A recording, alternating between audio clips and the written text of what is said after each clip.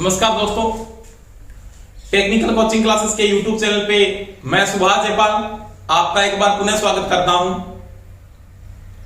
दोस्तों, अपने जो इलेक्ट्रिशियन थ्योरी का जो क्रैश कोर्स स्टार्ट किया था, आज अपने उसकी नेक्स्ट क्लास पढ़ेंगे। परंतु उससे पहले मैं ये कहना चाहता हूं आपको कि सभी क्लास को जरूर अटेंड करें। आपकी टॉपिक वाइज क्लासेस मैं कंप्लीट करवा रहा हूं, तो सभी अपनी क्लासेस पूरी कंप्लीट करें। कोई भी टॉपिक समझ में नहीं आ रहा तो मेरे को कमेंट करके बताएं, सर ये हमारी समझ में नहीं आ रहा है, या कोई समस्या अदर समस्या आ रही तो भी आप बता सकते हो। उसके बाद बात रही नोट्स की, तो आप साथ साथ में नोट्स को तैयार जरूर कर लें। आप बिल्कुल फ्री हो, घर पे हो, तो क्लासेस सभी अटेंड करके आप बिल्कुल डीपली तरीके से नोट्स को बनाएं जरूर। तो सभी इसके बाद मैंने ये भी बता दिया आपको कि 20 तारीख को आपका क्या होगा, टेस्ट होगा। 20 तारीख को 12 से 2 बजे के बीच में आपका टेस्ट होगा, और 12 से 2 बजे के बीच में आपको टेस्ट देना पड़ेगा। ये ध्यान रख लेना, जो मैं कम्युनिटी में डाल दूंगा। उन बच्चों की लिस्ट बनेगी जो 12 से 2 के बीच में ही टेस्ट देंगे। ये चीज का ध्यान रख लेना। देखो दोस्तों, अपने जो टॉपिक चल रहा था ना,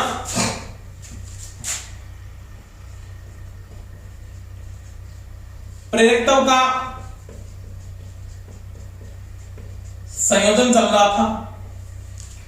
इसमें कल अपने सीरीज संयोजन और समांतर संयोजन की बात कर ली थी।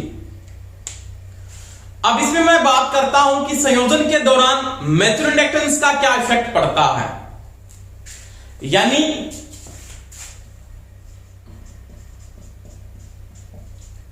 संयोजन के समय अन्योन्य प्रेरकत्व का प्रभाव या म्यूचुअल इंडक्टेंस का इफेक्ट क्या है, उसके बारे में बात करूंगा। मैंने एक बात की, जैसे कल अपने को बताया था, इस इफेक्ट को किसके द्वारा याद करेंगे, तो डॉट साइन से मेंटेन करते। ध्यान रखना, पहले डॉट साइन, इसके बारे में मैंने बताया था। डॉट साइन किसको मेंटेन करेगा, डॉट साइन पोलरिटी को मेंटेन करेगा। यानी डॉट साइन के द्वारा ध्रुवता निर्धारित करेंगे। ये चीज का ध्यान रख लेना एक बात। अब देखो, इसमें पहले अपने किस क्रम की बात करूंगा, मैं सीरीज संयोजन की बात करता हूं। जैसे मेरे पास ये 2 कॉइलें इस प्रकार से जुड़ी हुई है, एक ये जुड़ी है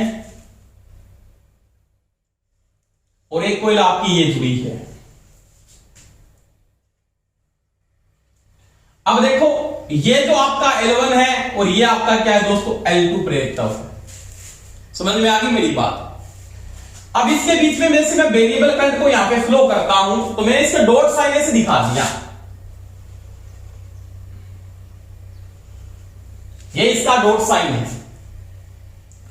इसका मतलब पोलरिटी बिल्कुल क्या है, सही है। यानी आप बोलोगे हाई पोटेंशियल डॉट को मैंने किसके द्वारा मेंटेन किया था, प्लस से मेंटेन किया था। इसको भी मैं किससे मेंटेन करूंगा, प्लस से। यानी प्लस माइनस प्लस और माइनस, पोलरिटी बिल्कुल क्या है, सही है। यानी ध्रुवता का क्रम क्या है, सही है।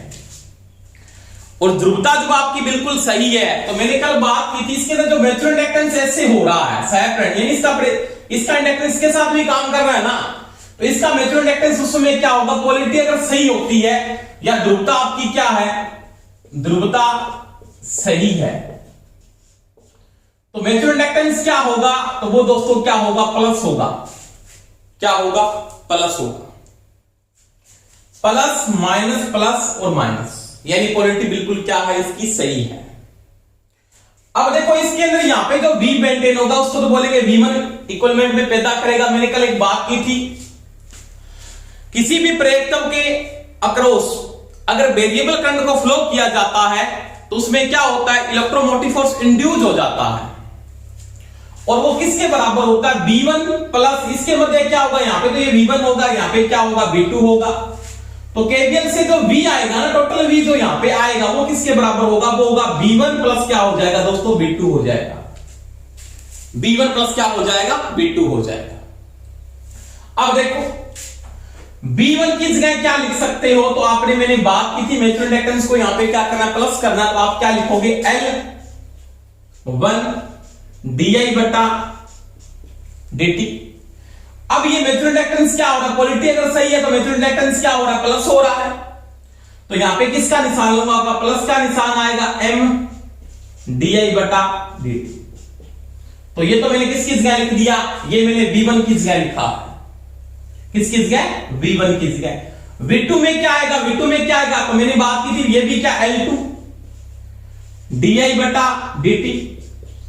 म्यूचुअल इंडक्टेंस का भी प्लस हो रहा था, यहां पे प्लस इसका भी इफेक्ट होगा, इसका मतलब M di बटा dt, M di बटा dt। अब देखो इसको जब आप हल करोगे ना, तो इसमें di बटा dt सभी में क्या कॉमन मेंटेन होके चलता है, उसमें बस आपके पास अंतिम छोर पे जो वैल्यू आती है, यानी v बराबर जो आता है आपके पास जो वैल्यू आती है वो किसके बराबर आती है, तो वो हो जाता है L1 प्लस L2, ये क्या एक और ये दो, दोनों हो जाएंगे यहां पे प्लस का 2m, यानी इसका जो v होगा वो किसके बराबर आता है, वो इसके बराबर आ जाता है। यानी इसका जो LT डिपेंड करता है ये टोटल प्लेटों की जो वैल्यू आते हैं म्यूचुअल इंडक्टेंस के कारण, अगर म्यूचुअल इंडक्टेंस उसके साथ में लेके चलते तो वो किसके बराबर आएगा, L1 plus L2 plus 2m आएगा। यहां भी di बटा dt है, तो di बटा dt है, यहां पे जो आपके पास L इक्विवेलेंट इसका जो आएगा म्यूचुअल इंडक्टेंस के कारण डॉट साइन में अगर मेंटेन करेंगे तो वो किसके बराबर आएगा, L1 plus L2 plus 2m आएगा, क्योंकि यहां पे भी di बटा dt लगेगा। और श्रेणी क्रम में मैंने बात की थी di बटा dt का मान क्या रहता है, समान रहता है। तो ये तो इसकी वैल्यू आ रही है ना, इसकी जो वैल्यू वो किसके बराबर आएगी, L1 plus L2 plus 2m के बराबर होगी। समझ में आई मेरी बात। तो ये तो है इसका डॉट साइन। अब इस चीज को कैसे बना सकता है, कंडीशन तो इसको ऐसे बना सकता है या इसको ऐसे भी बना सकता है, इस प्रकार से इसको ऐसे भी निर्धारित कर सकता है, जैसे इस प्रकार से डॉट साइन नहीं है ऐसे भी दे सकता हूं, जैसे मैंने ऐसे दे दिया ये साइन, एक ही बात है, दोनों में कोई फर्क नहीं है, L1 है L2 है। ये इसकी क्या है, ये low potential high potential, low potential high potential, तो पोलैरिटी इसकी भी क्या बिल्कुल सही है, ये दोनों बातें एक के, दोनों में कोई डिफरेंस नहीं है। तो इसका जो L इक्विवेलेंट में आ रहा है ना, इसकी जो वैल्यू आ रही है वो किसके बराबर होगी, L1 plus L2 plus 2m के बराबर होगी। और ये जो वैल्यू आ रही है म्यूचुअल इंडक्टेंस में डॉट साइन में जो मेंटेन करके चलते हैं इसको LT बराबर लिखा जाएगा। अगर वो डॉट साइन दे रहा है इसका मतलब म्यूचुअल इंडक्टेंस की वैल्यू को साथ में लेके चलता है। तो ये इसका L इक्विवेलेंट जो आएगा वो L1 plus L2 plus 2m के बराबर होगा। समझ में आई मेरी बात। और यहां पे मेरे को पता है L इक्विवेलेंट में LT लिख लूंगा टोटल वोल्टेज के लिए, di बटा, इसको मैं पूरा अच्छे से हल करता हूं तो मैं इसको ऐसे लिख सकता हूं ना, LT di बटा dt। अब di बटा dt यहां से भी में कॉमन आया था वो कट गया, तो आपके पास LT इक्वल टू क्या बचता है, L1 प्लस L2 प्लस में क्या बचता था, 2m बच जाता है। तो ये दोस्तों इसका क्या L इक्विवेलेंट में आता है जो म्यूचुअल इंडक्टेंस के साथ इसको लिया जाता है। समझ में आ गई मेरी बात। अब देखो ये तो इसकी सही पोलैरिटी थी, ध्रुवता आपकी बिल्कुल क्या थी, सही थी। अब सीरीज संयोजन के अंदर, सीरीज संयोजन के अंदर या श्रेणी संयोजन के अंदर, यानी सीरीज संयोजन के अंदर अगर पोलैरिटी अलग हो जाए, विपरीत हो जाए, तो क्या होता है उसके बारे में बात करता हूं, वो देखो आराम से।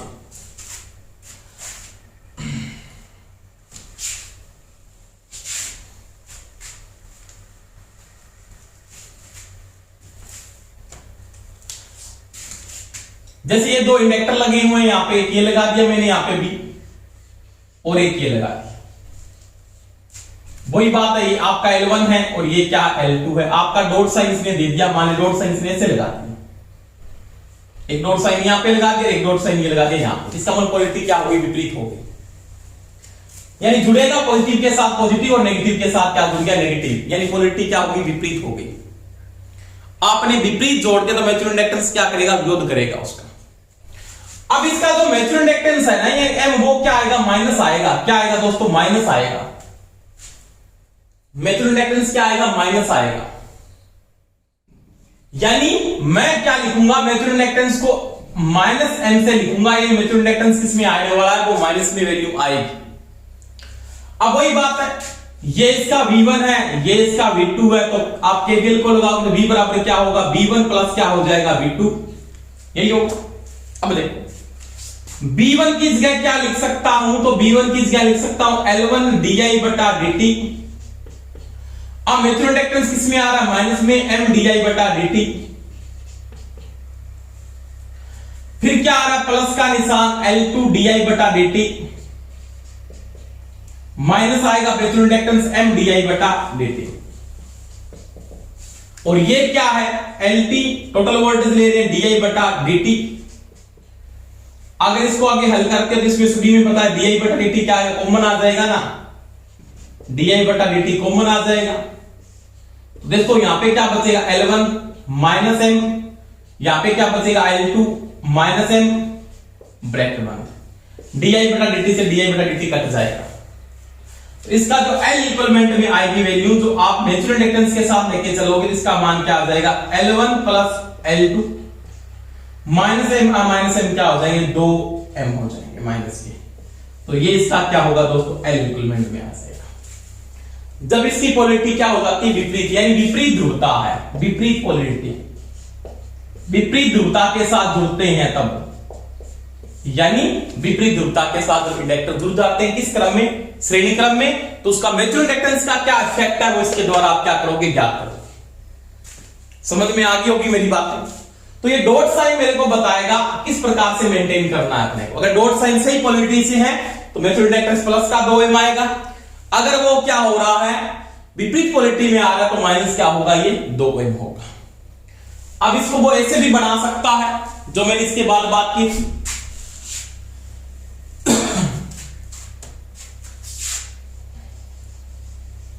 ऐसे नहीं, इसको ऐसे भी दे सकता है, मान लिया डॉट साइन इसका भी यहां पे दे दिया, डॉट साइन इसका भी यहां पे दे दिया। ये L1 है और ये L2 है, इसकी जो वैल्यू आएगी वो भी इसके क्या होगी, बिल्कुल सेम हो, यानी प्लस के साथ प्लस जुड़ रहा है और माइनस के साथ माइनस जुड़ रहा है। तो ये क्या है, विपरीत पोलैरिटी है। तो ये दोस्तों डॉट साइन के द्वारा अपने को बताना है कि म्यूचुअल इंडक्टेंस का इफेक्ट क्या है जोड़ने के साथ। समझ में आई मेरी बात, यानी म्यूचुअल इंडक्टेंस का जो वैल्यू आ रही वो जुड़ेगी या माइनस होगी, वो अपने को यहां से पता लगेगा, डॉट साइन से पता लगेगा। तो ये मेरे किसकी बात की दोस्तों, सीरीज की बात की। अब मैं जो बात करने जा रहा हूं वो करेंगे समांतर में, डॉट साइन के द्वारा समांतर में इक्विवेलेंट कैसे निकालते उसकी मैं बात करता हूं, वो देखो आराम से।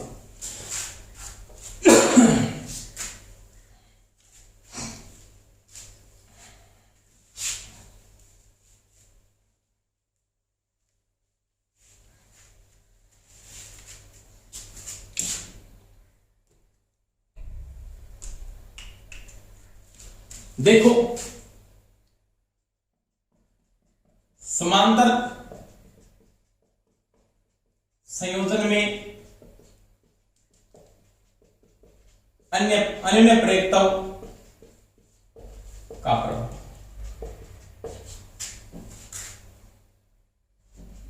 डॉट साइन द्वारा। अब देखो इसमें क्या है कि पैरेलल में जुड़े हैं, मैंने कल बताया था पैरेलल में कैसे जुड़ता है, वो बातें हो चुकी थी अपने। जैसे दो इंडक्टर जुड़े हुए इस प्रकार से, आपने दोनों को जोड़ दिया ऐसे, एक ये जुड़ा हुआ है,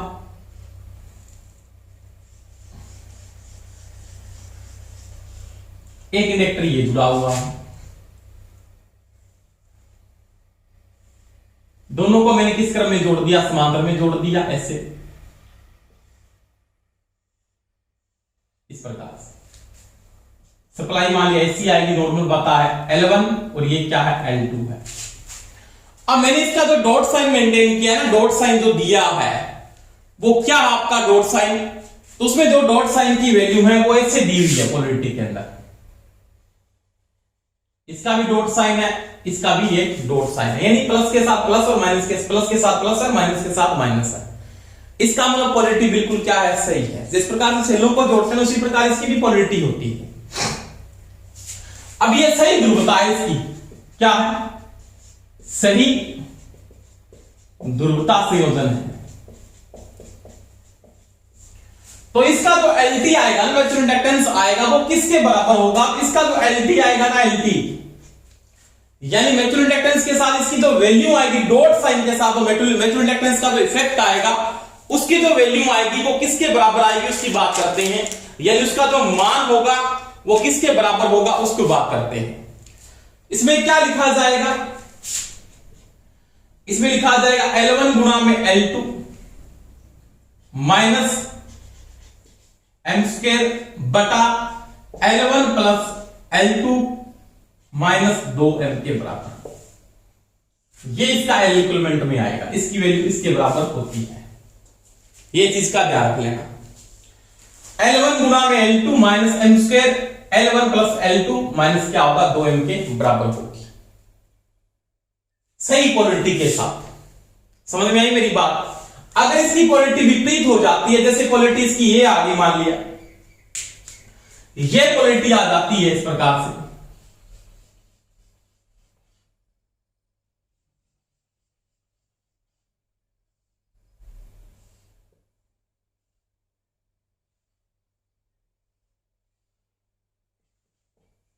L1 है और ये क्या L2 है, इसका डॉट साइन ऐसे दिया हुआ है इस प्रकार से, तो इसकी क्या है, ये विपरीत ध्रुवता है, विपरीत पोलैरिटी, विपरीत ध्रुवता से जुड़े हैं। समझ में आ गई बात। तो इसका जो L इक्विवेलेंट में आएगा तो LT किसकी वैल्यू आएगी वो इसके बराबर ही होगी। इसको ऐसे लिखा जाता है L1 गुणा में L2 माइनस m स्क्वायर, ये निकाल सकते हो जिस प्रकार से मैंने L1 गुणा L2 प्लस L2 प्लस निकाला ना, सीरीज वाला समांतर वाला LT निकाला, वो आपको पता हो, उसी से ये बनेगा इससे म्यूचुअल इंडक्टेंस वाला वैल्यू। बटा में क्या होगा L1 प्लस L2 और ये क्या हो जाएगा प्लस में 2m हो जाएगा, यहाँ पे क्या है माइनस है, इसका मतलब यहाँ पे क्या होगा प्लस हो जाएगा। अब ये वैल्यू कम होगी, ये वैल्यू क्या आएगी ज्यादा आएगी, ये चीज का ध्यान रखना। तो ये इसके साथ काम करेगा और ये इसके साथ आएगा। विपरीत पोलैरिटी के अंदर इसकी जो वैल्यू आएगी वो कम आएगी और इसकी वैल्यू क्या आएगी ज्यादा, क्योंकि ये क्या हो रहा है माइनस हो रहा है, इसका मतलब ये मान कम हो जाए, इसका मान क्या होगा फिर बढ़ जाएगा, ये ज्यादा और इसका मान ये का मान क्या आएगा कम आएगा। तो ये दोस्तों अपने बात की समांतर और सीरीज की डॉट साइन के द्वारा पोलैरिटी को निर्धारित करना। म्यूचुअल इंडक्टेंस के साथ क्वेश्चन को वो पूछ सकता है, तो आपको ये चीज को नोट कर लेना। तो ये मैंने बात की दोस्तों प्रेरकों के संयोजन की। अब देखो इसके बाद अपने नेक्स्ट टॉपिक की बात करेंगे, उसके बारे में पढ़ते हैं।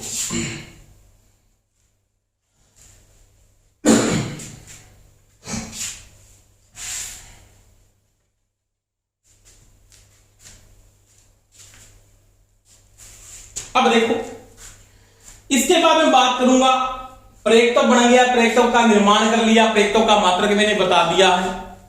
अब प्रेरकत्व परिपथ के बारे में बात करते हैं। सबसे पहले मैं बात करता हूं शुद्ध प्रेरकत्व परिपथ यानी एल परिपथ। किसके बारे में पढ़ेंगे दोस्तों, एल परिपथ के बारे में पढ़ेंगे। एल का मतलब क्या है, ओनली फॉर प्रेरकत्व काम करता है। प्रेरकत्व का मात्रक क्या है, हेनरी है, छोटी इकाई में मिली हेनरी है। तो देखो प्रेरकत्व जो है शुद्ध प्रेरकत्व पहले बात है क्या, यानी किसी कुंडली में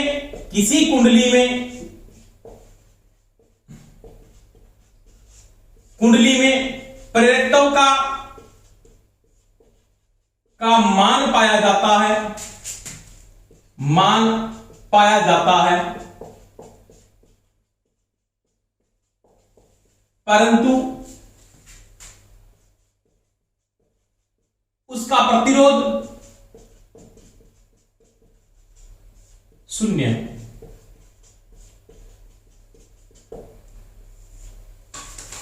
यानी मैं कोई भी जो कुंडली बना रहा हूं ना, उसमें इंडक्टेंस का मान तो पाया जाता है, एल का मान तो पाया जाता है, परंतु रेजिस्टेंस का मान क्या होता है दोस्तों, शून्य होता है। रेजिस्टेंस की कोई वैल्यू नहीं। इसका मतलब सुपर कंडक्टर से बनेगा।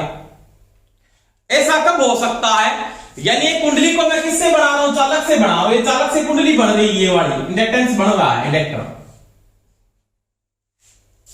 अगर वो एक कहता है इसमें आर का मान नहीं है, तो इसका मतलब सुपर कंडक्टर काम में आ रहा है। यहां पे जो कंडक्टर काम आ रहा है वो कौन सा चालक काम आएगा, आदर्श चालक आएगा। कौन सा होगा, आदर्श कंडक्टर, सुपर कंडक्टर। इसमें प्रतिरोध का मान क्या होता है दोस्तों, शून्य होता। आर की वैल्यू क्या रहती है, जीरो रहती है। चालकता क्या बोलते हैं, अनंत होती है। तो वही बात कहता है इसके अंदर आदर्श चालक काम आएगा तब इसमें आर का मान नहीं पाया जाता। ये कल्पना है। अगर आपने को बोल देता है सुपर कंडक्टर तो आपको सुपर कंडक्टर मानना पड़ेगा, आपके पास कोई इलाज नहीं है। अगर वो कहता शुद्ध प्रेरकत्व परिपथ है, इसका मतलब उसमें आर का मान क्या होगा, शून्य होगा। पहली बात तो ये नोट कर लेना। समझ में आई मेरी बात। उसमें प्रतिरोध का मान क्या होगा, शून्य होगा। इसमें कई बातें नोट करेंगे। अब ये आदर्श चालक से बनता है। दूसरी बात यहां पे ध्यान देना कि शुद्ध प्रेरकत्व किससे बनेगा, तो उसमें सुपर कंडक्टर काम आएगा। सुपर आइडियल कंडक्टर होना चाहिए मेरे पास, कोई बन सकता नहीं तो नहीं बन सकता। अब देखो इसमें मैं बात करता हूं कि मेरे पास एक कुंडली है, ये वाली, ये क्या है, आदर्श है। इसका मतलब अकेला एल है, इसका मतलब ये क्या है, एल परिपथ आपका क्या है दोस्तों, एल परिपथ। इसमें आर का मान मैंने नोट किया। अभी इसमें आर का मान तो क्या है, शून्य है, परंतु प्रेरकत्व का मान इसमें पाया जाता है। इसमें एल की वैल्यू होती है। एल का मान मैंने बता दिया आपको, एल किसके बराबर होता है। एल में आपको ये किसका मान काम कर रहा है, स्वप्रेरकत्व काम कर रहा है। स्वप्रेरकत्व मैंने एल का मान बताया आपको किसके बराबर होता है, तो वहां पे आपने लिखा था n square mu 0 mu r into में ए बटा एल होता है। इसको पूरा डिटेल से बताया मैंने, या इसको लिखते दोस्तों लास्ट में एन स्क्वायर बटा एस के बराबर भी होता है। ये समझाया मैंने। और इस चीज को मैं लास्ट अंत में ये इन दोनों की जगह मैंने ये भी लिखा था, म्यू बराबर लिखा था मैंने म्यू 0 इंटू में क्या होता है, म्यू आर भी होता है। ये कंडीशन भी मैंने समझाई है। पिछली वीडियो देखना प्रेरकत्व के, मैंने पूरी डीपली से आपको समझाए हैं। आप एक चीज को नोट करना, मैं सारी बातें यहां पे बोर्ड पे लिख नहीं सकता। आप साथ साथ में जो चीजें मैं बोल रहा हूं उसके भी आप नोट्स लिख सकते हो। आपको अगर कॉन्सेप्ट में समझना है पूरा का पूरा, अगर आप ऐसे याद रहता तो आप ऐसे नोट्स बना लो, परंतु खुद के नोट्स ही खुद के काम आएंगे। औरों के नोट्स पढ़ के आप कामयाब नहीं हो सकते। आपको कॉपियां काली करनी पड़ेगी नौकरी लगने के लिए, जॉब लगने के लिए। आप खुद नोट्स बनाओ प्रत्येक टॉपिक के, खुद के नोट्स खुद के बहुत ज्यादा समझ में आएंगे। ये चीज का ध्यान रखिएगा। देखो इसमें ये बात की मैंने। अब इसमें वेरिएबल करंट में क्या कर रहा हूं, फ्लो कर रहा हूं। क्या कर रहा हूं दोस्तों, वेरिएबल करंट में इसमें फ्लो कर दिया। जैसे मैंने वेरिएबल करंट फ्लो किया तो इसमें किसका नियम लागू हुआ, माइकल फैराडे का नियम लागू हुआ, जो आपने पढ़ा था E = होता है एल डी बटा dt। बाद में क्या होता है, इसमें Eb बन जाता है, जो किसके नियम से बनता है, लेंस के नियम से, एल डी बटा dt। एल डी बटा dt, तो ये तो कौन बोलता है, लेंस बोलता है, और ये बोलता है फैराडे, माइकल फैराडे बोलता है। अब देखो दोस्तों, अब ये Eb जो पैदा होगा वो धारा का क्या करेगा, विरोध करेगा। इसमें एक चीज आती है इसके बाद में, शुद्ध प्रेरकत्व में प्रतिरोध का मान क्या है, शून्य है। तो इस करंट को या इस वोल्टेज को सोन कौन करता है, इसके सामने से जो वोल्टेज पैदा होता है उसको वैक्यूम कहते हैं। और ये इसका हमेशा ही क्या होता है, विरोध भी होता है। उसको क्या बोलते हैं बाद में, इसमें टॉपिक आता है प्रेरकत्व प्रतिघात, प्रेरकत्व प्रतिकार्यता, निमी प्रतिकार्यता बोलती है। प्रतिकार्यता को प्रतिघात भी कहा जाता है। क्या कहा जाता है, प्रतिघात, एक ही बात है। इंग्लिश में बोलते हैं इंडक्टिव रिएक्टेंस। इंडक्टिव रिएक्टेंस लिखने का प्रतीक सभी को पता होगा, एक्सल। क्या होता है दोस्तों, एक्सल होता है। अब ये किसका विरोध कर रहा, धारा का विरोध कर रहा है। वेरिएबल करंट यहां से फ्लो किया तो इसमें क्या हुआ, इसके सिरों पे क्या हुआ, इलेक्ट्रोमोटिव फोर्स क्या हुआ, इंड्यूस हुआ। यानी ऐसी परिपथों में धारा परिवर्तनों का जो विरोध करता है उसे प्रेरकत्व प्रतिघात कहते हैं। इंडक्टिव रिएक्टेंस के नाम से जाना जाता है। यानी ये क्या कर रहा है, इस वेरिएबल करंट के कारण से विरोध पैदा हुआ, धारा का विरोध होगा, उस विरोध को क्या बोलते हैं, वेरिएबल करंट का विरोध कर रहा है। रेजिस्टेंस क्या कर रहा है, धारा का विरोध कर रहा है। आपने बोला नहीं वेरिएबल करंट, वहां पे धारा का जो विरोध करता है वो रेजिस्टेंस है। धारा प्रेरकों का जो विरोध करता है उसको क्या बोलते हैं, प्रेरक प्रतिकारिता या प्रेरक प्रतिघात या इंडक्टिव रिएक्टेंस कहते हैं। अब जो विरोध करता है उसका मात्रक क्या होता है, इसको लिखने का प्रतीक क्या है, तो प्रतीक तो क्या है दोस्तों, एक्सल है, और इसका जो मात्रक है वो क्या होता है, तो वो होता है दोस्तों ओम। क्या होता है, ओम। विरोध का मात्रक क्या होता है, ओम। तो ये होता है प्रेरक प्रतिघात। यानी यहां पे जो विरोध पैदा हो रहा है, इस कुंडली में जो विरोध हो रहा है वेरिएबल करंट के कारण जो विरोध पैदा हो रहा है उसको प्रेरक प्रतिघात के नाम से जाना जाता है। अब देखो, अब ये प्रेरक प्रतिघात है ना, ये क्या करता है, इसका मान किस पे डिपेंड करता है, तो प्रेरक प्रतिघात में एक्सल बराबर लिखा जाता है 2 पाई एफ एल। एक चक्कर का विरोध 2 पाई एफ होता है, चक्रों की संख्या बढ़ेगी तो फ्रीक्वेंसी का मान भी बढ़ेगा वहां पे। तो इसको मैं ये लिखता हूं एक्सल बराबर 2 पाई एफ एल होता है। तो ये एक्सल बराबर क्या है, 2 पाई एफ एल है। प्रेरकों का मान ज्यादा तो ज्यादा इंड्यूस करे तो विरोध भी ज्यादा होगा ना, फ्रीक्वेंसी ज्यादा है, वेरिएबल करंट ज्यादा है, इसका मतलब फ्रीक्वेंसी ज्यादा, वेरिएबल करंट ज्यादा है तो विरोध भी क्या होगा, ज्यादा। इसका मतलब क्या है, लिख सकते हो आप एक्सल समानुपाती होता है किसके, फ्रीक्वेंसी के। अगर ये बढ़ेगा तो इसके साथ ये भी बढ़ेगा। आगे बहुत काम में आने वाली बातें हैं ये। अब देखो, इस चीज को मैं ये भी लिख सकता हूं, आपने पढ़ा है क्या, ओमेगा को पढ़ा था आपने, ओमेगा कोणीय आवृत्ति, एंगुलर फ्रीक्वेंसी रेडियन प्रति सेकंड में आती है। ओमेगा इक्वल टू आपने दोस्तों पढ़ा था 2 पाई क्या होता है, एफ होता है। क्या होता है, 2 पाई एफ होता है। तो देखो इसकी जगह मैं क्या लिख सकता हूं, मैं 2 पाई को हटा सकता हूं, 2 पाई एफ को, इसकी जगह मैंने क्या लिख दिया, ओमेगा एल लिख दिया। एक्सल बराबर क्या होता है, ओमेगा एल भी होता है। तो कोई समस्या नहीं। XL equal to omega L भी लिख सकते हो। अब एक्सल बराबर और क्या लिख सकता हूं, तो लिख सकता हूं क्या, पाई का मान, 2 पाई का मान कितना होता है, 3.14 पाई का मान। देखो 2 इंटू पाई का मान 3.14 एफ इंटू एल, इसका मतलब एक्सल बराबर क्या लिखा जा सकता है, 6.28 एफ एल भी लिख सकता है। तो ये भी कंडीशन बिल्कुल क्या है, राइट है। इसके 3 सूत्र बढ़ गए मेन आपके, ये लिख सकते हो। अब देखो, अगर कोई आपको यहां पे पर्सन ये पूछ लेता कि अब ये जो वोल्टेज दी जा रही है ना, इसको सेम कौन करेगा, इसको ड्रॉप कौन करेगा, तो वो कौन ड्रॉप कर रहा है, विरोध ड्रॉप कर रहा है, एक्सल ड्रॉप कर रहा है उसको। कौन ड्रॉप कर रहा है, एक्सल विरोध है, वो ड्रॉप कर रहा है उसको। परंतु अगर कोई यहां पे ये पूछ लेता कि डीसी में एक्सल का मान, तो पहली बात है प्रेरकत्व का मान डीसी के साथ नहीं होता, प्रेरकत्व का मान, क्योंकि वो इंडक्शन नहीं कर पाता है, तो वहां पे फ्रीक्वेंसी का मान 0 होगा। दूसरी बात, फ्रीक्वेंसी का मान क्या है, 0 है, और फ्रीक्वेंसी का मान 0 होने के कारण एक्सल का मान भी क्या होता है यहां पे दोस्तों, 0 होता है। ये चीज भी ध्यान रखने का, डीसी में एक्सल का मान नहीं पाया जाता, 0 होता है। तो देखो उस समय क्या होता है, इस कुंडली को जो मैं डीसी के साथ जोड़ देता हूं, बाय द वे यहां पे सप्लाई आपने डीसी दे दी, तो वेरिएबल करंट आपका फ्लो नहीं होगा, उसके कारण न तो इलेक्ट्रोमोटिव फोर्स इंड्यूस होगा, ना यहां पे एक्सल बढ़ेगा, उसके कारण ये कुंडली क्या होती है, फूंक जाती है या जल जाती है। पर्सन कैसे पूछ लेता है कि शुद्ध प्रेरकत्व को, शुद्ध प्रेरकत्व की बात कर रहा हूं मैं, शुद्ध प्रेरकत्व को अगर डीसी के साथ जोड़ दिया जाता है तो उस समय क्या होगा, तो वो कुंडली क्या होती है, जल जाती है या फूंक जाती है। किसके कारण, उसमें आर का मान नहीं है, एक्सल भी पैदा नहीं होगा, इलेक्ट्रोमोटिव फोर्स भी इंड्यूस नहीं होगा।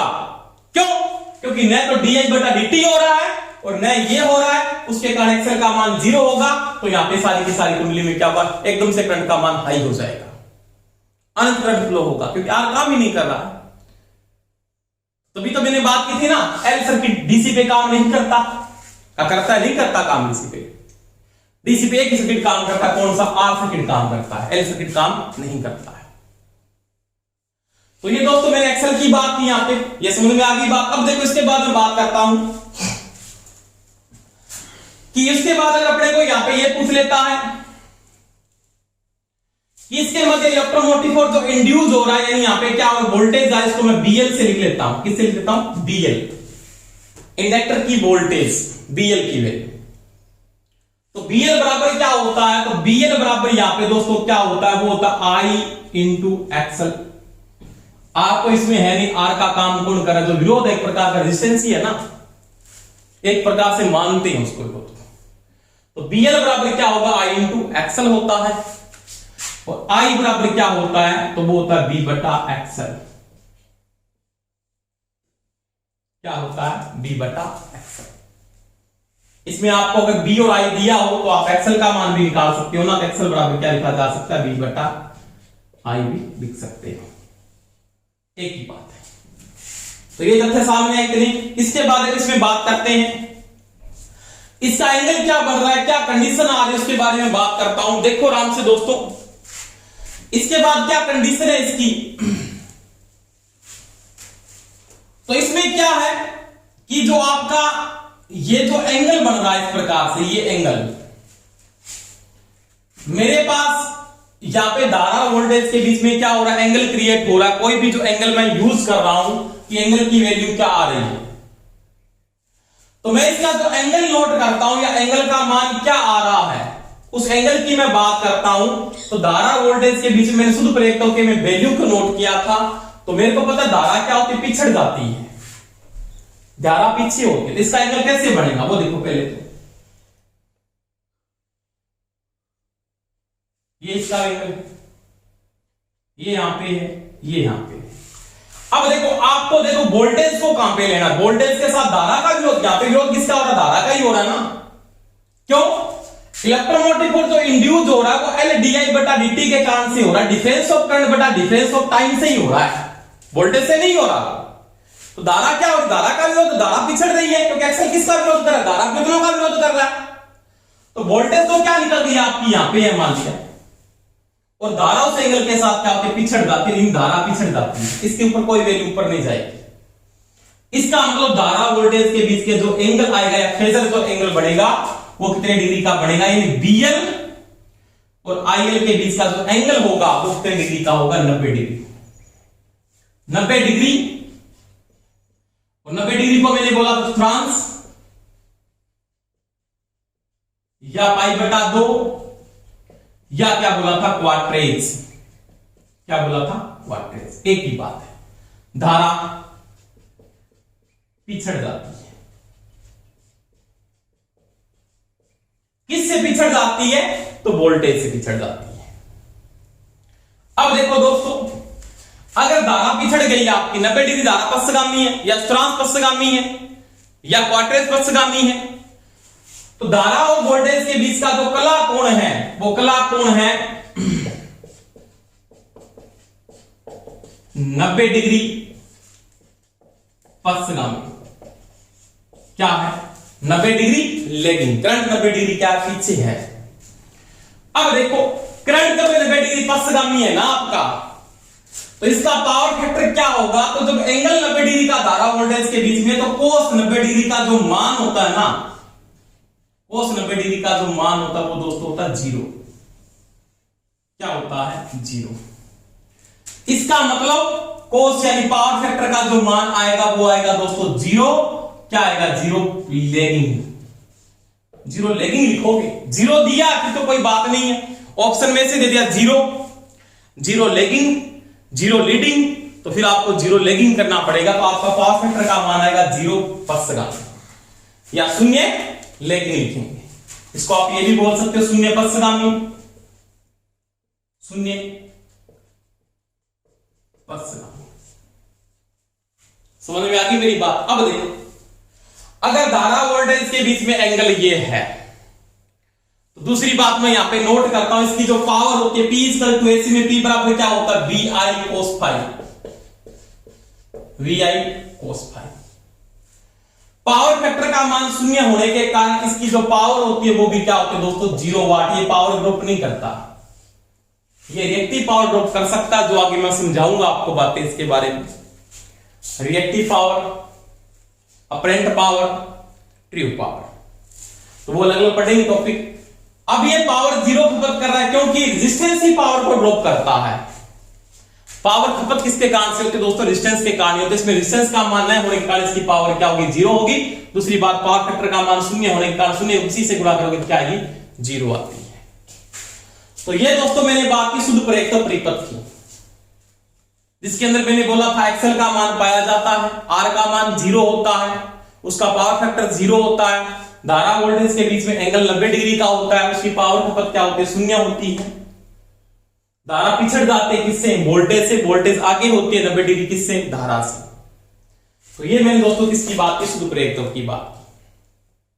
अब देखो, शुद्ध की प्रेरकत्व में तो आपने कल्पना में बोला कि आदर्श कंडक्टर होना चाहिए, परंतु ऐसा नहीं होता कि आपके पास आदर्श कंडक्टर है। अब मैं अगर बात करता हूं, इसके बाद बात करें, इसके बाद मैं पढ़ाऊंगा आपको अशुद्ध प्रेरकत्व परिपथ या आरएल सर्किट, आरएल सीरीज परिपथ के बारे में पढ़ेंगे। काम से पढ़ेंगे, कोई समस्या नहीं है आपको।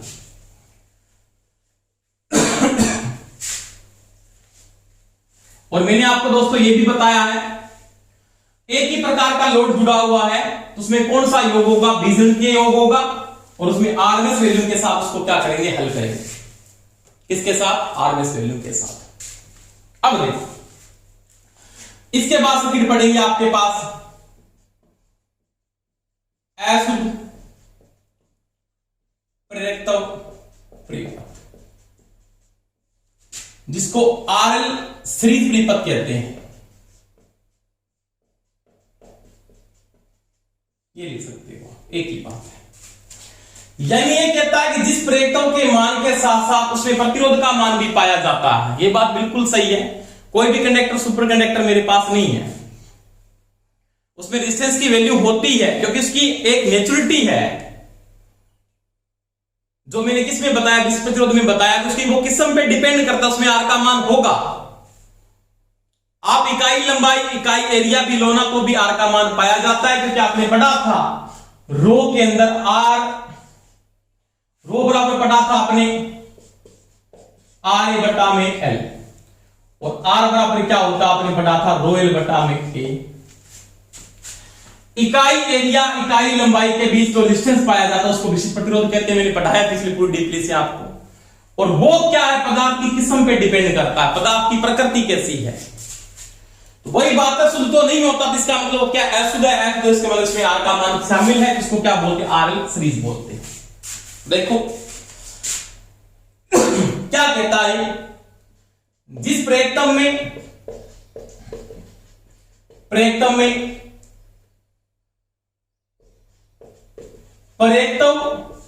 के मान के साथ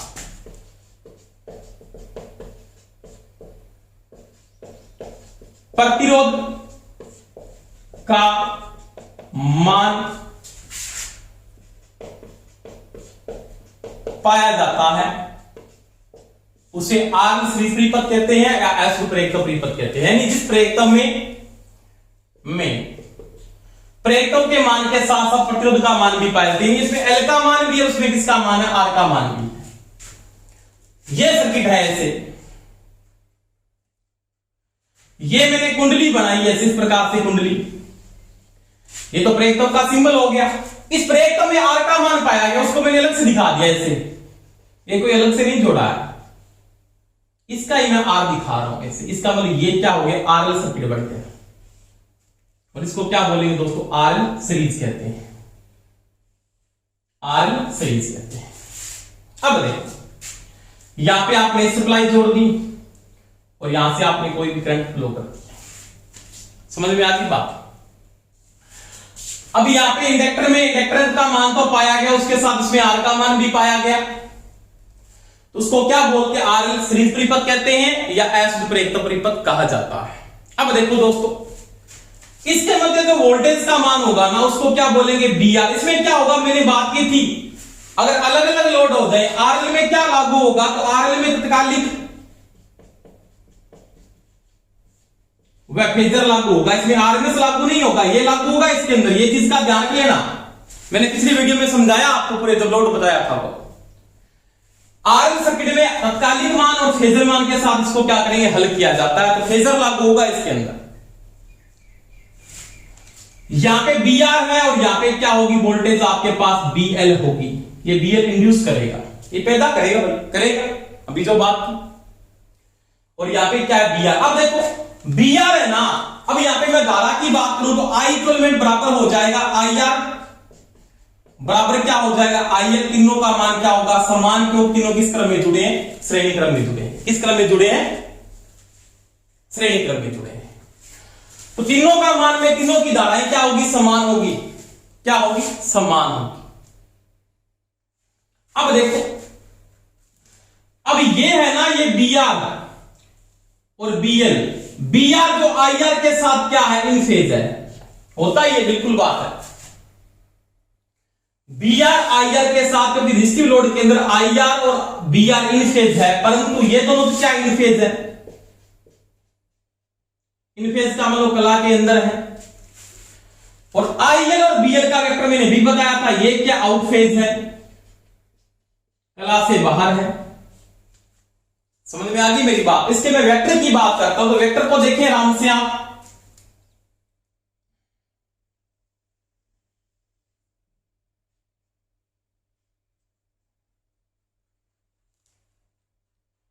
देखो अब इसमें जो करंट फ्लो हो रहा है ना, मान लीजिए यहां पे वैल्यू आ रही है ना, इसके साथ जो I R, I is equal to I R is equal to I, ये तीनों तो समान है। और ये बी आर के साथ क्या इन फेज है, किसके साथ दोस्तों, बी आर के साथ।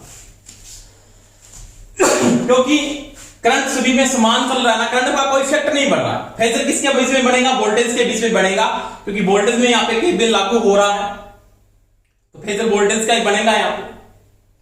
तो यहां पे ये जो करंट है ना, सारे के सारे जो करंट है वो बी आर के साथ तो क्या इन फेज ही है, परंतु क्योंकि मैंने भी बताया बी आर आई आर के क्या इन फेज है, बी आर आई आर सभी का मान क्या है, समान है। परंतु आई एल है ना, वो बी एल से, आई एल से बी एल, बी एल की वैल्यू को मैं नोट करता हूं, तो बी एल क्या है, बी एल तो आगे है और आई एल क्या है, पीछे है। इसका मतलब बी एल की वैल्यू कहां पे आएगी, तो बी एल की वैल्यू आपकी दोस्तों यहां पे आने वाली है, क्योंकि आपका करंट पिछड़ रहा है। इसके अंदर करंट क्या होगा, पिछड़ रहा है ना आउट फेज में। इसमें क्या होगा, आउट फेज में पश्चगामी आएगा। ये तो कौन आएगा, पश्चगामी, तो आई एल पश्चगामी होगा ना, आई एल पश्चगामी होगा। इसका मतलब आई एल तो यहां पे, इसका मतलब वोल्टेज को आगे कर दे, इसका मतलब यहां पे ग्राफ किसका आ जाएगा, बी एल का आ जाएगा। इसका मतलब यहां पे मैं लिख सकता हूं ये बी एल आएगा। अब देखो ये बी एल है, यहां तक क्या है, बी आर है, इसको मैं ऐसे बना सकता हूं। इसका मतलब ये जो वैल्यू है ये भी इसके क्या होगी, बराबर होगी ना, ये वैल्यू इसके बराबर होगी, ये वाला मान।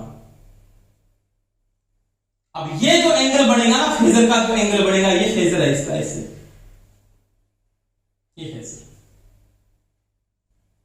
ये। अब ये क्या होगा, ये थीटा एंगल है ना, ये इसका थीटा एंगल है दोनों के बीच में। अब ये क्या है, बी आर है, और ये क्या है, ये आपकी इसमें आ जाएगी मुख्य वोल्टेज को बोलेंगे वी, या इसको लिख सकते हो वीटी, टोटल वोल्टेज। जो आपने यहां से क्या किया, अप्लाई किया, ये वीटी है। देखो इन दोनों के बीच में ये थीटा एंगल है, ये इसका कला कोण होगा, इस सर्किट का कला कोण क्या होगा, कला कोण। इसका मतलब इसका जो वेक्टर बन रहा है वो इस प्रकार से बन रहा है। ये वेक्टर बना आपके सामने, ये वेक्टर, इस वेक्टर को मैं ऐसे लिख सकता हूं। इसका मतलब ये करंट तो इसका क्या है, वीटी है, ये इसका बी आर है, ये इसका क्या होगा, बी एल हो जाएगा। तो इसके सामने का मान समान है, यानी मैं इसको ऐसे भी बना सकता हूं, इसके नीचे यहां पे बना देते हैं।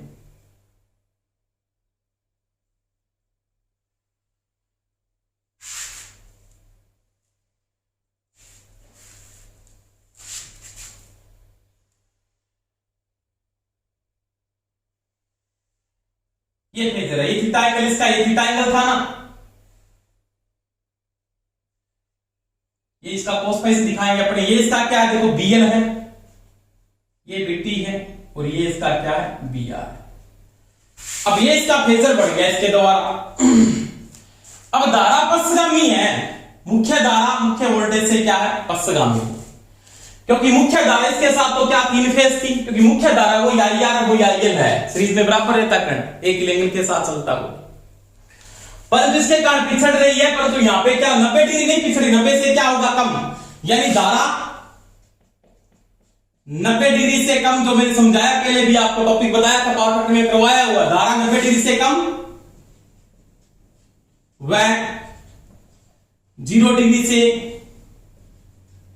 से अधिक वोल्टेज से पिछड़ जाती है, यानी मुख्य धारा, इसे लिख लेना मुख्य धारा मुख्य वोल्टेज से, ये मुख्य वोल्टेज आपकी मेन जो सप्लाई वोल्टेज है, पिछड़ जाती है इस एंगल के साथ, ये थीटा एंगल आपका। तो ये मैंने वेक्टर को बढ़ा दिया। अब देखो दोस्तों, आपका ये वेक्टर बन रहा है, इसका फेजर बन रहा है, इसका फेजर है क्या है, फेजर। और फेजर के साथ यहां पे आरएमएस लागू नहीं होगा, कौन सा लागू, काली लागू होगा। तो फेजर में वोल्टेज की गणना कैसे करेंगे, तो वोल्टेज में क्या लिखेंगे, बीटी बराबर बीआर प्लस में क्या होगा बीएल, ये तो है बीजेल योग, और फेजर में इसको ऐसे लिखा जाता है, ये कंडीशन आई, यानी बीटी बराबर टोटल वोल्टेज बराबर हो जाएगा बीटी का स्क्वायर बराबर में आ जाएगा बीआर स्क्वायर प्लस में बीएल स्क्वायर। तो बीटी बराबर क्या हो जाएगा, इसका स्क्वायर डाल दो, उस पे लगा दो पूरे पे रूट बीआर स्क्वायर प्लस में बीएल स्क्वायर का रूट। इसको ऐसे लिखा हुआ तो ठीक है, अगर इसको ऐसे नहीं लिखा हुआ तो इसको वो ऐसे भी लिख सकता है, कैसे, बीटी बराबर बीआर स्क्वायर प्लस में बीएल स्क्वायर ब्रैकेट बंद पावर 1/2, इसका मतलब होता है रूट ही होता है। तो इसका फेजर के द्वारा, यानी क्या हुआ, ये करण स्क्वायर, ये करण है, इसको कैसे लिखा, करण स्क्वायर बराबर आधार स्क्वायर प्लस में लंब स्क्वायर। तो फेजर के द्वारा आप इसकी वोल्टेज की गणना कर लेते हैं, और ये एंगल मैंने आपको यहां पे समझा दिया। अब देखो, वोल्टेज की गणना के बाद इसका इंपीडेंस या प्रतिबाधा की बात करता हूं, इंपीडेंस, इसकी बात करें दोस्तों, इंपीडेंस।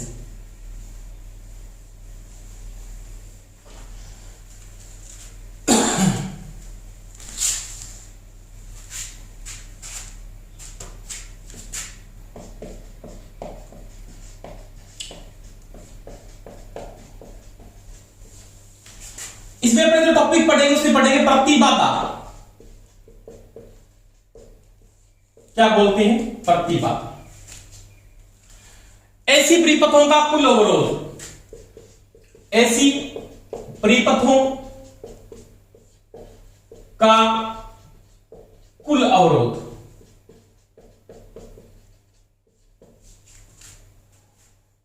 जिन्हें वेक्टर से ज्ञात करते हैं या फेजर से ज्ञात किया जाता है, कुल अवरोध क्या कहलाता है, कुल अवरोध प्रतिबाधा कहलाती है, प्रतिबाधा कहलाती है या इंपीडेंस कहलाता है।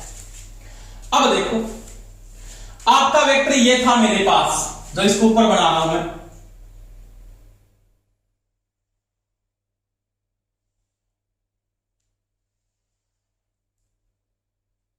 ये वेक्टर है, यहां पे आपने लिखा बीटी दोस्तों, यहां पे आपने लिखा बीएल और यहां पे लिखा बीआर, ये थीटा एंगल था। अब देखो बीएल बराबर क्या होगा, तो मैंने भी समझाया था, बीएल बराबर होता दोस्तों आई इंटू एक्सएल, होता कि नहीं होता, होता।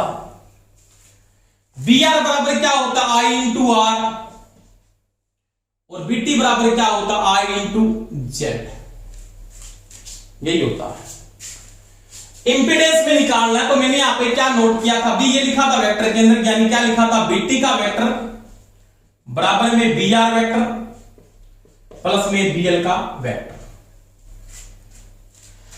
इसकी जगह मैं क्या लिख सकता हूं, तो आई इंटू जेड का वेक्टर बराबर में आई इंटू आर का वेक्टर प्लस में आई इंटू एक्सएल का वेक्टर, यही होगा ना इसके बराबर। तो ये कंडीशन आई। अब आई तो सभी में कॉमन आएगा, इसका मतलब मैं ये लिख सकता हूं ना, आई तो कट जाएगा आपस में, आई कॉमन आएगा सभी के अंदर, तो अब क्या होगा, जेड का वेक्टर बराबर में आर का वेक्टर प्लस में एक्सएल का वेक्टर, इस प्रकार से इंपीडेंस निकालेंगे तो अब क्या होगा, जेड स्क्वायर बराबर आर स्क्वायर प्लस में एक्सएल स्क्वायर। तो जेड बराबर क्या हो जाएगा, आर स्क्वायर प्लस में एक्सएल स्क्वायर का रूट। उसको वैसे भी लिख सकते हैं, एक ही बात है, ये इंपीडेंस के बराबर होता है। तो ये दोस्तों इसकी क्या प्रतिबाधा या क्या होता है, इंपीडेंस होता है। समझ में आई मेरी बात। इंपीडेंस आने के बाद आपने प्रतिबाधा की गणना कर ली, आपको ऐसे समझ में आना अगर आ रहा तो कोई दिक्कत, सूत्र जिस दिन आप सूत्र समझने में लग जाओगे ना, थ्योरी को, सूत्र के ऊपर अगर थ्योरी को समझने लग गए ना तो आप जिंदगी भर थ्योरी को कभी नहीं भूल पाओगे, ये मेरी गारंटी है। ये चीज का ध्यान रखते नहीं मारने, ये याद रख लेना। अब देखो, अब अपने को दोस्तों निकालना इसका कोस फाई यानी पावर फैक्टर, शक्ति गुणक।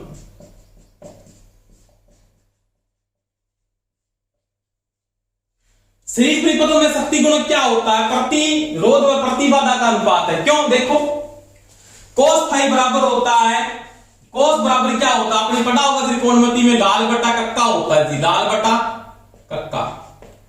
ये साइन, ये कोस और ये टेन होता है। तो कोस बराबर होता है आधार बटा कर्ण, आधार बटा कर्ण। कोस बराबर क्या होता है, आधार बटा कर्ण। अब देखो कोस का जब मैं मान निकाल रहा हूं तो कोस बराबर शक्ति गुणक में कोस बराबर क्या है, तो वो है आधार बटा कर्ण। आधार पर क्या है, वेक्टर के अंदर, आधार पे वेक्टर पे क्या है, कोस फाई बराबर है बी आर, है कि नहीं, बी आर। बटा में कर्ण पे क्या है, बीटी। इसका मतलब कोस फाई बराबर, ये कंडीशन सही है, सही रूप से लिखेगा तो इसको ऐसे भी लिख सकता है, कोस फाई बराबर बी आर बीटी की जगह बी आर स्क्वायर प्लस में बी एल स्क्वायर, इसलिए ओनली पूरी सर्किट की बात कर रहा हूं। अब देखो कोस फाई बराबर ये है तो यहां पे ये भी लिखा जा सकता है ना, इसी सूत्र से मैं लिख रहा हूं। बी आर की जगह आप क्या लिख सकते हो, I into R, I into R. BT की जगह आई इंटू जेड। श्रेणी क्रम में धारा का मान समान, आई से आई कट जाएगा तो कोस फाई बराबर क्या होता है दोस्तों, आर बटा जेड, यहां से आता है। और कोस फाई बराबर मैं जेड के बराबर ये भी लिख सकता हूं क्या, आर बटा आर स्क्वायर प्लस में एक्सएल स्क्वायर का रूट भी लिख सकता हूं। तो ये दोस्तों क्या पावर फैक्टर होगा। अब पावर फैक्टर क्या, एंगल में धारा पिछड़ रही है तो शक्ति गुणक क्या होगा, पश्चगामी, क्या होगा, पश्चगामी, या इसको क्या बोल सकते हो, लैगिंग, या क्या बोल सकते हो, ऋणात्मक। तीनों नाम एक ही, ये बोल दो, ये बोल दो, ये बोल दो, एक ही बात है, कोई फर्क नहीं पड़ेगा। इसका पावर फैक्टर क्या होगा, पश्चगामी होगा। तो ये आपके पावर फैक्टर की बात होगी। आपने इंपीडेंस को निकाल लिया, शक्ति गुणक को निकाल लिया। अब देखो इसके बाद मैं बात करता हूं इसकी पावर या शक्ति, इसके नीचे लिखता हूं P बराबर, सभी को पता पावर में क्या होगा, तो इसका जो P निकालोगे ना P, तो P बराबर VI क्या होता है दोस्तों, कोस फाई होता है। इसमें तो कोई समस्या नहीं, जो किसमें आता है वाट में आता है। ये क्या, इसकी वास्तविक शक्ति आ जाती है। तो ये आपका आरएल सर्किट था, इसमें आपने किस प्रकार से क्या निकाला वो मैंने पूरा डिटेल से आपको दोस्तों बता दिया है। वोल्टेज गणना कैसे की, धारा गणना कैसे की, पावर फैक्टर कैसे निकाला वेक्टर से, वोल्टेज का वेक्टर क्या है, धारा वोल्टेज के बीच में एंगल कौन सा, कितने डिग्री से रहेगा, कितने डिग्री से ज्यादा रहेगा। तो ये सारी बातें मैंने आपको यहां पे समझा दी है। अब देखो इसमें क्वेश्चन एक और आ जाता है इससे क्या, वो देखो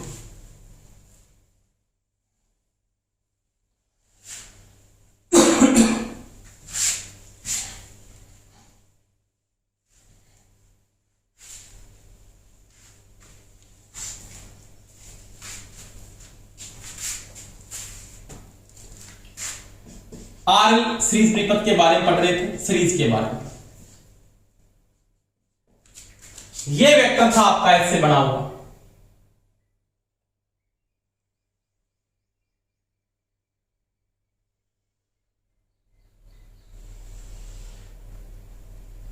यहां पे मैं ये भी लिखा था मैंने, इसकी जगह में क्या थीटा एंगल था ना, ये कोस फाई था आपका। यहां पे आपने आर को लिखा, ये आपका एक्सल है, और यहां पे मैं लिखता हूं जेड, एक ही बात है।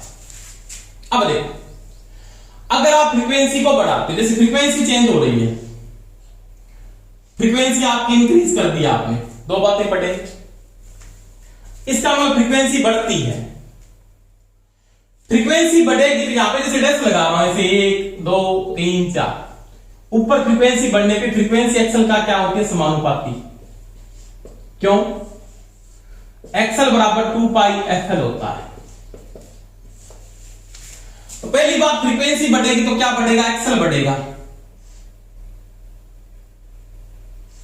क्या बढ़ेगा, एक्सल बढ़ेगा, बढ़ेगा बिल्कुल, फ्रीक्वेंसी एक्सल के समानुपाती है। और जब एक्सल बढ़ता है, जैसे यहां पे जैसे आप नोट करते से लाइनें मार दो, फ्रीक्वेंसी यहां पे कम हुई, इसके बाद यहां पे, इसके बाद यहां, तो ये लाइन भी बढ़ रही है देखो इसके साथ, क्योंकि जेड बराबर क्या है, आर स्क्वायर प्लस में एक्सल स्क्वायर। अगर आपका एक्सल बढ़ रहा है तो क्या बढ़ रहा है, जेड भी बढ़ रहा है, तो जेड भी क्या होगा, बढ़ेगा, इंपीडेंस बढ़ेगा। समझ में आ गई मेरी बात? इंपीडेंस जब बढ़ रहा है यानी जेड का मान बढ़ रहा है, इसका मतलब आपने एक फ्रीक्वेंसी को बढ़ाया, फ्रीक्वेंसी पहले यहां पे, तो इसका एंगल पहले एंगल तो ये था, इसके बाद एंगल ये हुआ, एंगल फिर ये हुआ, फिर एंगल इसका ये हो गया। तो कला कोण थीटा एंगल ये भी क्या होगा, बढ़ेगा। धारा वोल्टेज के बीच में कला कोण भी क्या होगा, बढ़ेगा। इसके बाद बात करते हैं, जब कला कोण बढ़ता है तो कोस फाई यानी पावर फैक्टर यानी पीएफ, कला कोण जब बढ़ता है तो पावर फैक्टर के मान में क्या आते दोस्तों, कमी आती है। क्योंकि आपने नोट किया ना, कोस 0 डिग्री 30 डिग्री, कोस 0 डिग्री 30 डिग्री 45 डिग्री 60 डिग्री और 90 डिग्री। कोस 0 का मान 1, इसका मान होता है दोस्तों 1/√3/2, इसका होता है 1/√2, इसका होता है 1/2 और इसका होता है 0। एंगल जब बढ़ता है तो पावर फैक्टर के मान में क्या आती है, कमी आती है। एंगल कम होता है तो पावर फैक्टर का मान बढ़ता है।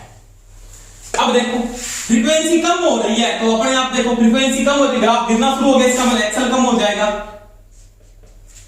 जेड भी कम होगा, कला कोण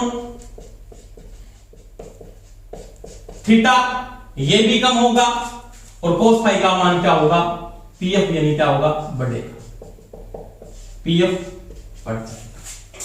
तो ये फ्रीक्वेंसी के साथ इसका संबंध भी होता है, ये चीज का भी ध्यान रखना। समझ में आई मेरी बात? तो ये दोस्तों मेरी बात की फ्रीक्वेंसी के साथ आरएल सर्किट में क्या क्या चेंजिंग आती है वो आपने पढ़ा है। तो ये दोस्तों आरएल सर्किट था आपका। अब इसमें कोई भी एक क्वेश्चन दे देता, मान लीजिए नॉर्मल क्वेश्चन कर लेता हूं, उसके बाद बात बिल्कुल समझ में आया, आप क्वेश्चन करके देख लेना, कोई समस्या नहीं आएगी आपकी। जैसे मेरे को ये क्वेश्चन दे दिया, आरएल सीरीज का दे दिया,